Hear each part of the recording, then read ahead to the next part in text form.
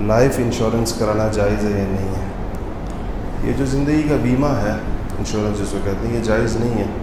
اس میں سود بھی ہے، قمار بھی ہے، اور یہ دونوں چیزیں یعنی انٹرسٹ بھی ہے، گیمبلنگ بھی ایک قسم کی، دونوں ناجائز ہیں. البتہ اس کی ایک متبادل ہے اسلامی تکافل کے نام سے، وہ جائز ہے، اس کو کرایا جا سکتا ہے. اس کو دیکھیں، اس کی کچھ تفصیلات میں فرق ہے. پچھلی صف میں کوئی آدمی اکیلا ہو تو اگلی صف سے کسی آدمی کو کھینچنے کا حکم کیا ہے؟ اصل میں آج کل لوگوں کو چونکہ مسئلہ پتہ نہیں ہوتا، تو اگر آپ کسی کو پیچھے کھینچیں گے، وہ ہو سکتا ہے کہ آپ کو کہے کہ یہ کیا کر رہے ہو، تو اپنی نماز توڑ بیٹھے گا.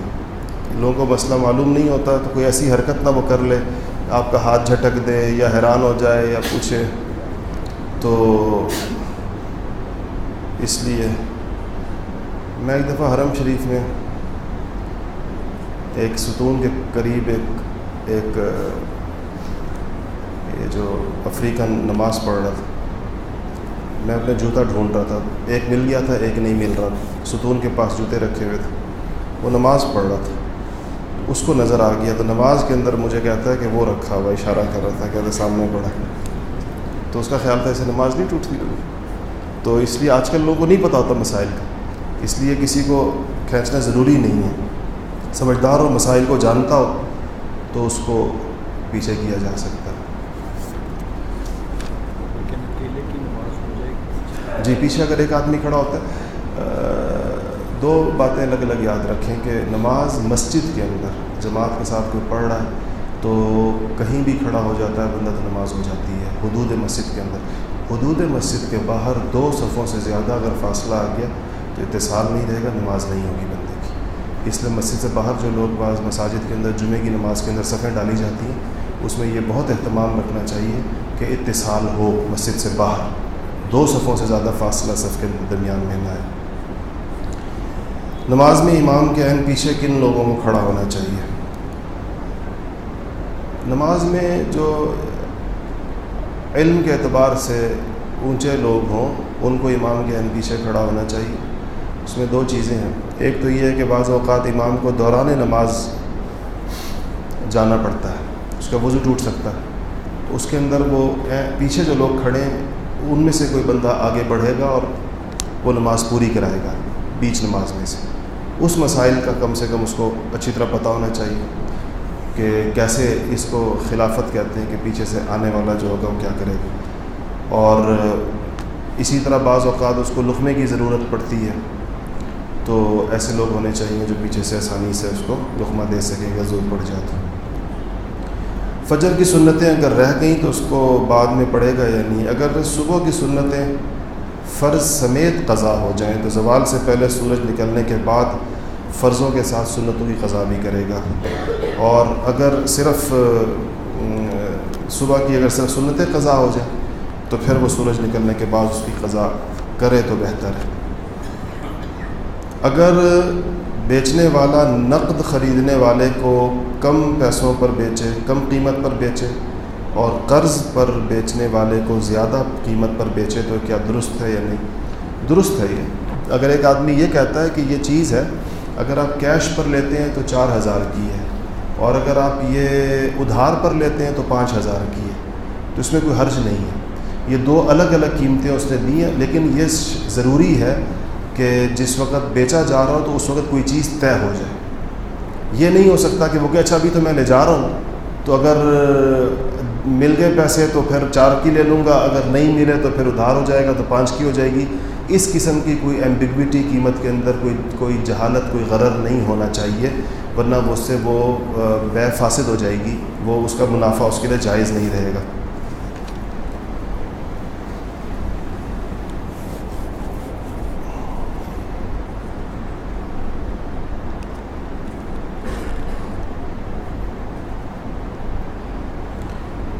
مسبوق کہتے ہیں جو بعد میں آتا ہے بندہ، یعنی نماز کی ایک آدھ رکعت جس کی نکل جائے اس کو مسبوق کہتے ہیں. انہوں نے پوچھا کہ مسبوق اپنے امام کے سجدہ سہو میں سلام پھیر سکتا ہے یا نہیں؟ اگر سلام پھیر دیا تو کیا نماز فاسد ہو جائے گی یا عمدن اور جان بوجھ کر اور بھول کا فرق ہوگا؟ مسبوق کو اگر یہ یاد ہو کہ وہ مسبوق ہے اور اس نے جانتے ہوئے یہ سمجھ کر کہ میرے ذمے امام کی اقتداء لازم ہے، امام کے ساتھ صحف کے لیے اگر اس نے سلام پھیر دیا تو اس کی نماز فاسد ہو جائے گی. اور اگر مسبوق کو یاد نہیں تھا کہ میں مسبوق تھا تو وہ اس تو نماز فاسد نہیں ہوگی، سجدہ صحف بھی اس وجہ سے اس کے اوپر پھر لازم نہیں ہوگا. کوئی شخص نماز کے اذکار دل میں پڑھے، یعنی نماز میں جو سبق پڑھے جاتے ہیں یا یہ جو تلاوت ہوتی ہے، قرات ہوتی ہے، سورت ہوتی ہے یا تسبیحات ہوتی ہیں، کہا کہ دل میں پڑھے، ہونٹوں کو بالکل حرکت نہ دے تو اس کی نماز ہو جائے گی. اس کی نماز نہیں ہوگی. اس کے لیے اس کو دل میں پڑھنا وہ نہیں ہے، بلکہ اس کو زبان سے ایسے ادا کرنا کہ اس کی آواز باہر تو نہ نکلے، لیکن اس کو زبان سے ادا کرنا، زبان ہلانا ان الفاظ کے اوپر یہ ضروری ہے. نیل پالش کے بارے میں پوچھ رہے ہیں کہ نیل پالش کا کیا حکم ہے اور اس کے ساتھ غسل وغیرہ کا کیا ہے. اور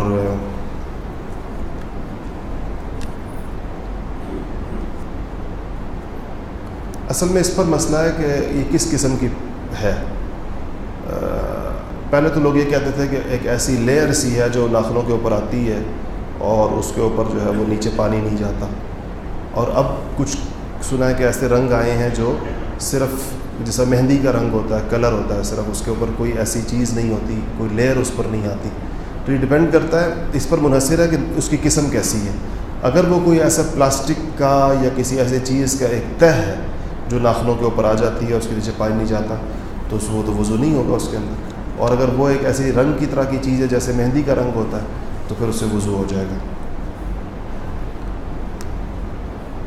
مرنے والے کو اس کے ایصال ثواب سے کوئی فائدہ ہوتا ہے یا نہیں ہوتا؟ بالکل ہوتا ہے. عذاب میں تخفیف ہوتی ہے، احادیث میں آیا، درجات میں ترقی ہوتی ہے، حزن یعنی اس کے غم کے اندر کمی ہوتی ہے، روایات کے اندر آتا ہے، اور خوشی کے اندر اس کی زیادتی ہوتی ہے. بلکہ اس سب پر احادیث موجود ہیں کہ جو ایصال ثواب ہوتا ہے.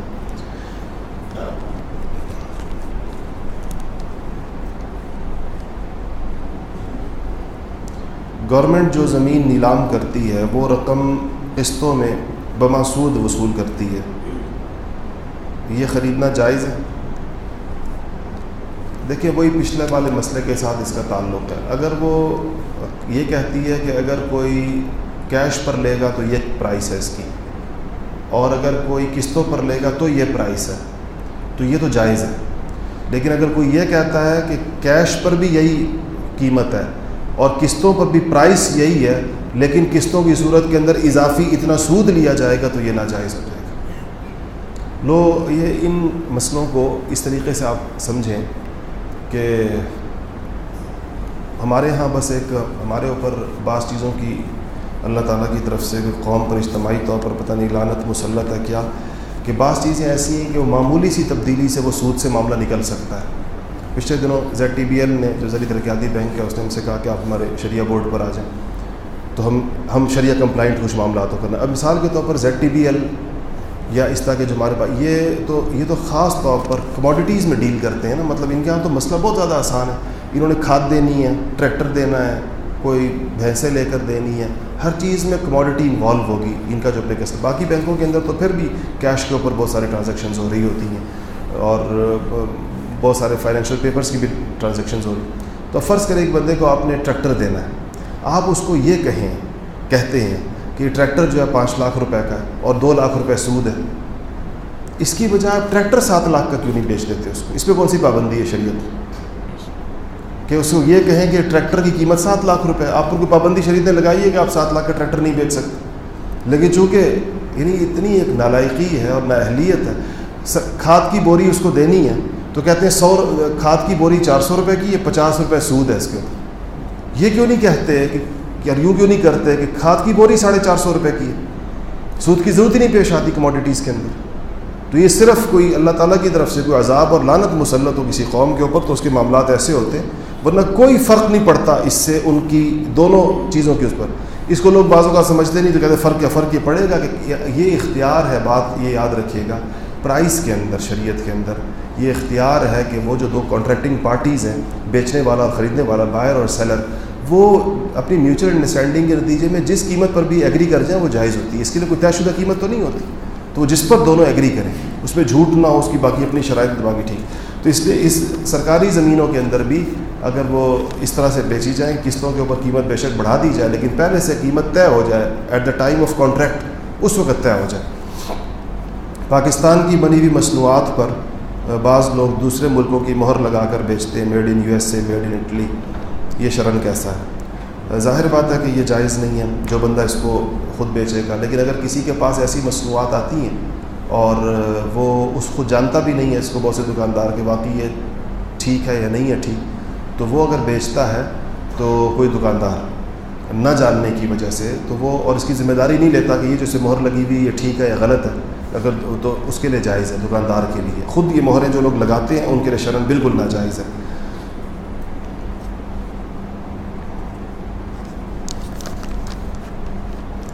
ہم نے سنا ہے کہ جس محلے میں ایک شخص بھی بے نمازی ہوتا ہے تو اس محلے پہ 70 مرتبہ اللہ کی لعنت ہوتی ہے. لعنت کا تو مجھے علم نہیں ہے, میں نے یہ بات نہیں سنی جو آپ نے سنی ہے.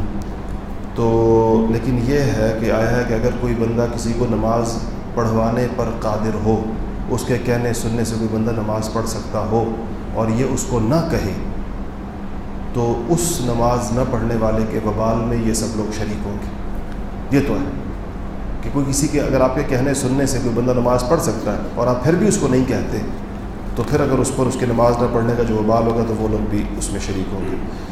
کیا فرض غسل کے اندر آنکھ کے اندرونی حصے میں بھی آنکھیں کھول کر پانی پہنچانا ضروری ہے یا آنکھ بند کر کے بھی چہرہ دھویا جائے تو کافی ہے؟ آنکھ بند کر کے بھی چہرہ دھویا جا سکتا ہے, آنکھ کے اندرونی حصوں کے اندر یعنی آنکھ کی پتلیوں کو دھونا ضروری نہیں ہے. میت کے اوپر کس قسم کی چادر ڈھانک کر لے جانا چاہیے؟ جیسی چادر مطلب جو چادریں زندگی کے اندر انسان پہن سکتا ہے, مثلا ریشم نہیں پہننا چاہیے تو ریشم وہاں بھی نہیں ڈالنا چاہیے. تو وہ چادر جو ہے وہ جیسی چادر ایک زندہ آدمی پہن سکتا ہے اس کو اجازت ہے, ویسی کوئی بھی چادر میت کے اوپر بھی ڈالی جا سکتی ہے. لیکن یہ یاد رہے کہ یہ چادر جو ہے وہ کفن کا جز نہیں ہوتی, یہ اس کے علاوہ ہوتی ہے. اور بعض علاقوں کے اندر ایک رسم یہ ہے, لوگ یہ سمجھتے ہیں کہ یہ چادر گورکن کا حق ہے. ایسی بھی کوئی بات نہیں ہے, ویسے آپ دے دیں تو الگ بات ہے لیکن اس میں حق کسی کا نہیں ہوتا. اگر کسی کی بیوی کا انتقال ہو جائے تو اس کا دفن سے پہلے چہرہ دیکھ سکتا ہے یا نہیں دیکھ سکتا؟ چہرہ دیکھ سکتا ہے, جسم کو ہاتھ نہ لگائے.